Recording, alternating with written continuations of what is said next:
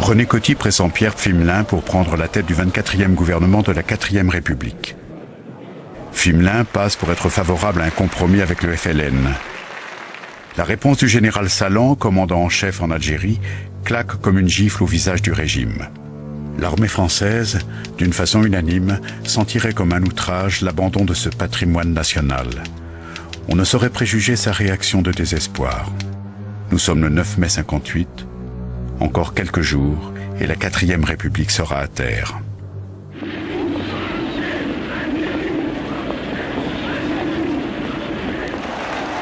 L'exécution par le FLN de 3 prisonniers français va précipiter les choses. Elle donne prétexte aux activistes d'Alger pour une manifestation de masse. Le 13 mai, la foule prend d'assaut les bâtiments publics. Celui du gouvernement général est occupé.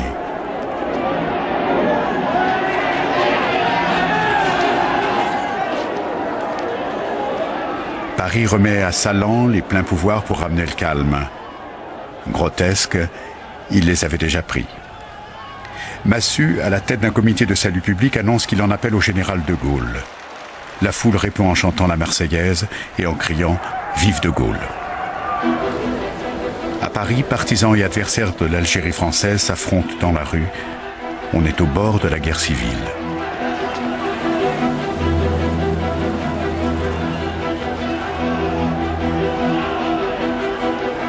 L'Assemblée nationale prend peur. Dans l'affolement, le gouvernement retire à Salan les pleins pouvoirs confiés quelques heures auparavant. Il refuse de les rendre et le lendemain, au balcon du gouvernement général, en appelle à de Gaulle. La 4e République va mourir comme elle était née, sous la pression de l'armée. Il ne reste plus à de Gaulle qu'à sortir de son silence stratégique.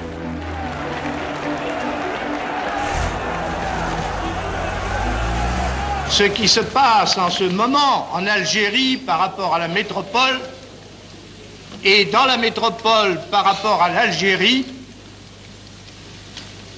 peut conduire à une crise nationale extrêmement grave. René Coty n'a pas d'alternative autre que faire appel à de Gaulle, qui se rend en majesté à l'Assemblée nationale recevoir les pleins pouvoirs. Il s'était retiré 12 ans auparavant, faute de rallier la classe politique à son projet de constitution. Certes, la République...